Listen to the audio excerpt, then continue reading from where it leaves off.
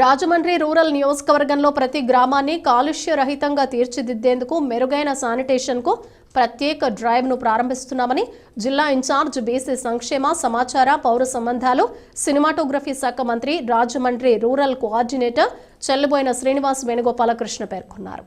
Rajahmundry rural నియోజకవర్గం satellite city గ్రామంలో మంత్రి వేణుగోపాలకృష్ణ స్థానిక ప్రజా ప్రతినిధులు అధికారులతో కలిసి స్వచ్ఛత మనందరి బాధ్యత కార్యక్రమంలో పాల్గొన్నారు. ఈ సందర్భంగా ఇంటింటికి తిరిగి ప్రజా సమస్యలు తెలుసుకోవడంతో పాటు డ్రైనేజీ, మురుగునీటి పారుదల, పారిశుద్ధ్య సమస్య పరిష్కారం దిశగా అధికారులకు ఆదేశాలు జారీ చేశారు. ఈ సందర్భంగా మంత్రి పారిశుద్ధ్య కార్మికులతో కలిసి చీపురు పట్టి డ్రైనేజీలను శుభ్రం చేశారు. గ్రామీణ ప్రజలకు ఆరోగ్య సమస్యలు రాకుండా స్వచ్ఛత మనందరి బాధ్యత కార్యక్రమంలో స్థానిక ప్రజా ప్రతినిధులు అధికారులతో కలిసి పర్యటిస్తూ సమస్యలు పరిష్కరించే దిశగా సభ్యులు తీసుకుంటున్నామన్నారు.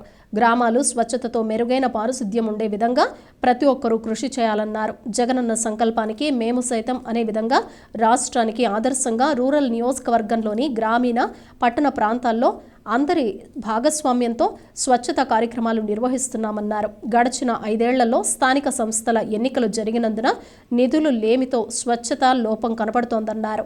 వాటిని సమర్థ నాయకత్వం ద్వారా పరిష్కారం కోసం చర్యలు తీసుకోవడం జరుగుతుందని పేర్కొన్నారు. మంత్రి వెంట ఎంపీడీఓ డి శ్రీనివాసరావు, స్థానిక నాయకులు, అధికారులు తదితరులు పాల్గొన్నారు.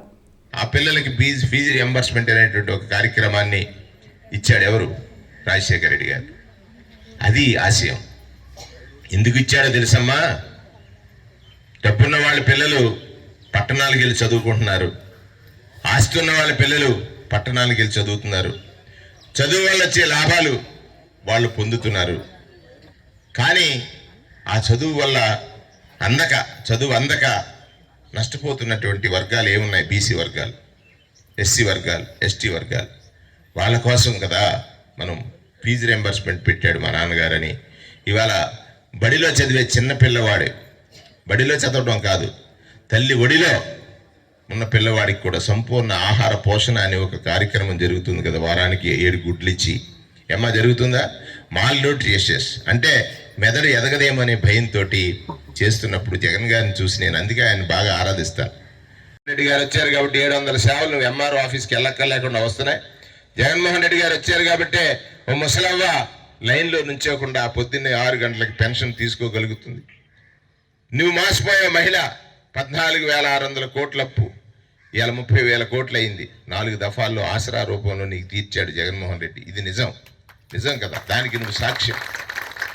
45 ఏళ్ళు వయసు దాటి కాపుల, రెడ్ల, రాజుల, కమ్మల అది లేదు, ఎస్సీల, బీసీల 18,750, కాపులకైతే 15,000 చెప్పిన 75,000 రూపాయలు ఇచ్చాడు.